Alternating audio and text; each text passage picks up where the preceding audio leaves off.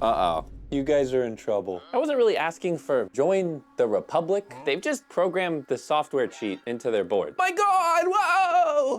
Bing bong. Ugh. Bing bong. Huh? What the? We listened? Flip page?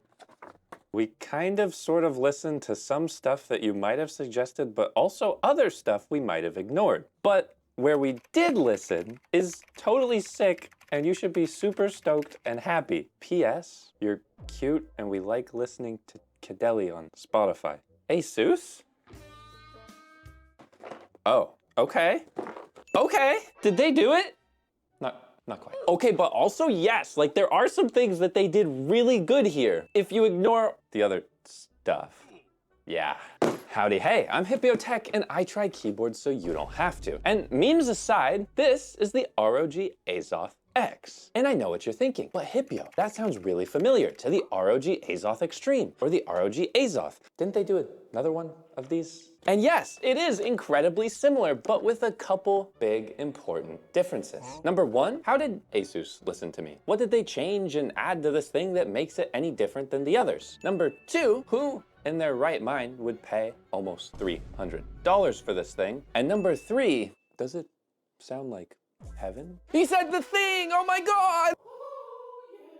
But you know what does sound like heaven? Kadeli. My music on Spotify. I'm releasing a new song every single month. So if you don't like the song I released last month, then maybe you should check out the song I released this month, and next month, and the month after, and the month after, and the month after, and the month after, and the month after. Yeah, just dumb. Go give it a listen. It's sad and fun. Just like me. Now, full disclosure, this video is sponsored by ASUS, who did not review this video, did not tell me what to say, and all of my thoughts are my own. For some reason, I keep saying bad things about their keyboards, and they keep coming back to me. Probably because useful feedback makes keyboards better, like this. So let's give some useful feedback, eh? Now, let's just get into the unboxing for this thing. What you might notice is that instead of the $500 Azoth Extreme, the unboxing here is relatively plain. You've got a box within a box. You open up that box, you've got a nice little protective fabric thing for the keyboard, but not super nice, not Azoth Extreme nice. That'd be a little bit hardcore. We've got some manuals that we'll probably never read, and then we've got a couple different accessories. Now, as I look at these accessories like the USB-C cable, let's kind of set the scene here. If you're watching this video, then you're probably wanting to know, is this a good gaming keyboard? Or maybe you're wanting to know what ASUS is up to anyways, or are these switches incredibly thocky? And I think the answer to that is a little bit complicated, like this empty dongle extender box. Now, this board does come with a wrist rest, and this is gonna be one of the few times that you see it in this video. It exists.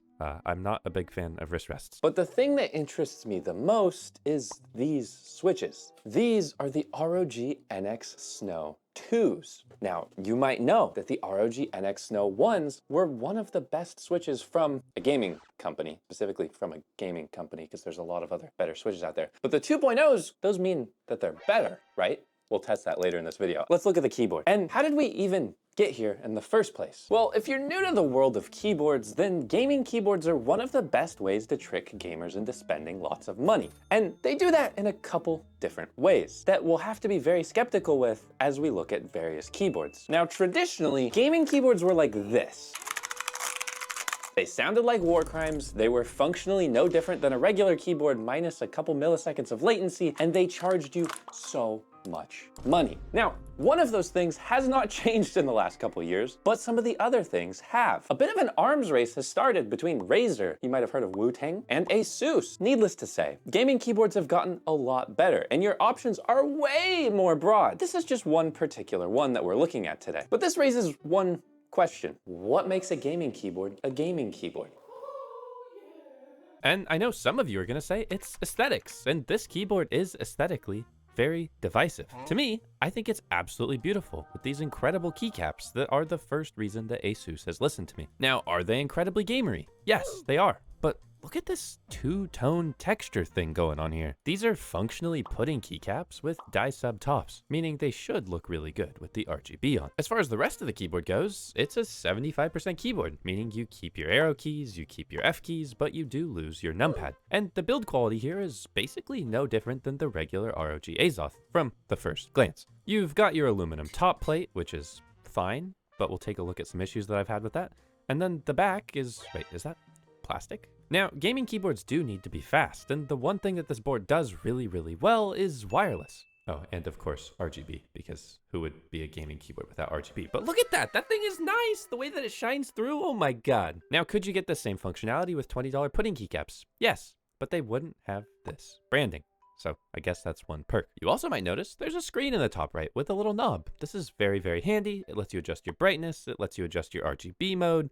And also, I guess, like volume and some other things. This is something that on other keyboards you could adjust with just a little macro. But here, it's on a screen with cool little ROG logos and some other customization that we'll talk about later when we talk about software. But all of this is ignoring the elephant in the room, which is the price of this keyboard. As I mentioned before, it's around $300 US, and as I'm making this, there's a bit of a question mark because tariffs, so it could be $279, it could be $299. Really have no idea, but I'll leave a link to it down in the description. But that makes it unbelievably expensive compared to some of the other competition. But I'll compare that more later in this video.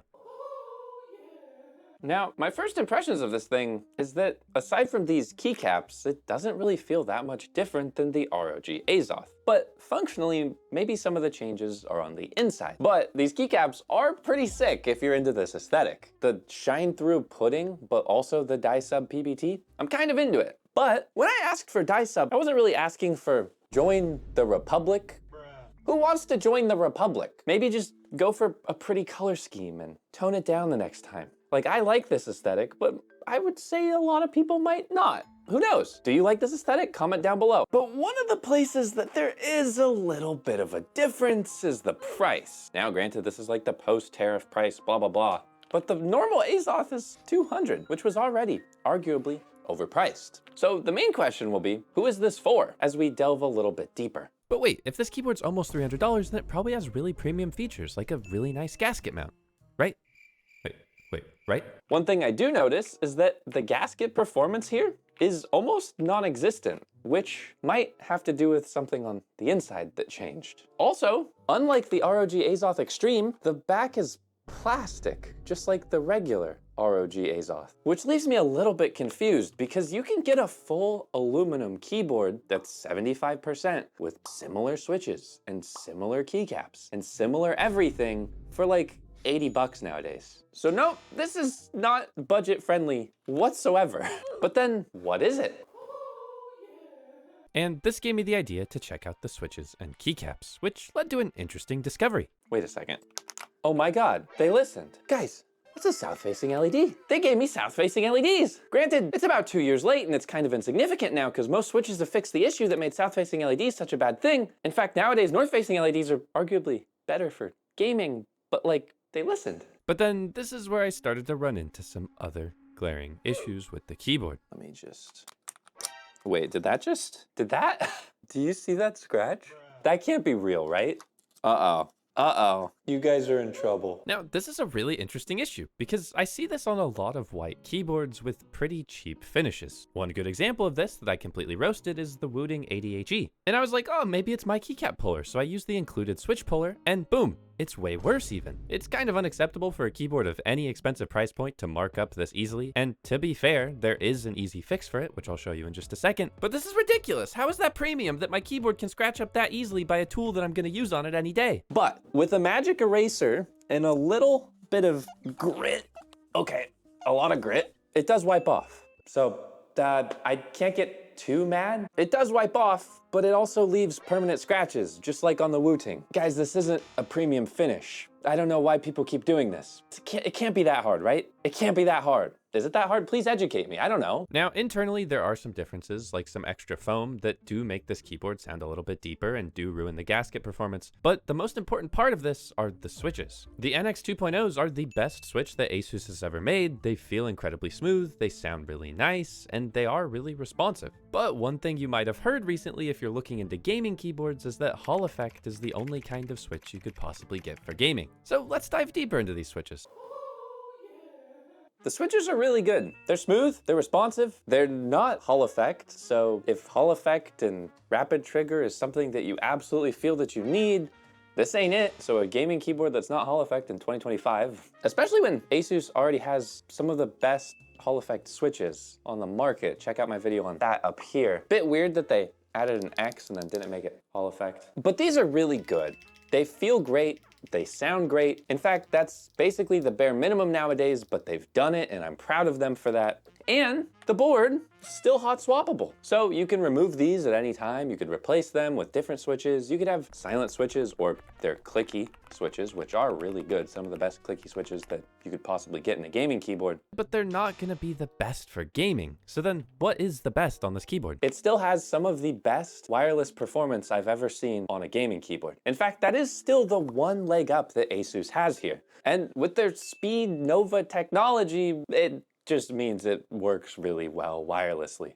In fact, even with Bluetooth, you can swap it between 3 different devices like an iPad, a phone, or a laptop just by pressing the knob, which is really convenient. There's a bunch of other keyboards that do that, but they do this in probably the best way I've ever seen, which is honestly a huge plus if that's the kind of thing that you need. Now, ASUS has kind of done something a bit weird here. They've included speed tap mode. You know, the same thing that's rappy, snappy, snap tab from the other Hall Effect keyboards? Yeah, they've just programmed the software cheat into their board. So in games that don't have it banned, you can get effectively the same thing as using those keyboards, but the problem is a lot of the games that it actually is good in have it banned. But that is a neat workaround. I guess it is literally cheating. It's cheating. Now, one place where ASUS has finally listened to us, to the lovely keyboard community, is something called Gear Link. Now, you might have known ASUS hardware for having some of the clunkiest software, in my opinion. Armory Crate crashes all the time, doesn't work very well, and makes me deeply sad. But Gear Link, check this out. I click this button, I connect my device, allow, bing bong, bazinga. They made a web app. No downloads, no nonsense. This is a huge improvement, net positive. In fact, they've even committed to updating it over the next year or two to make it even better with a bunch of new features, making it effectively, dare I say, as good as VIA and all the other web utilities in like a year once they add some of those other features. But it's good. I'm impressed. Huge net positive. Great job, ASUS. Big listening energy.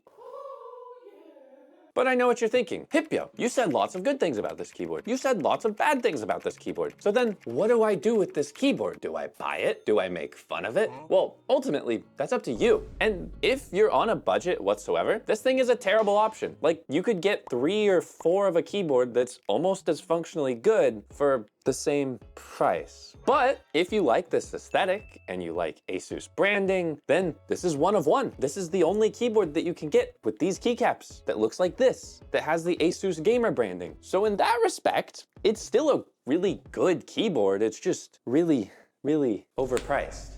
Maybe it'll be on sale though. I don't know, subscribe.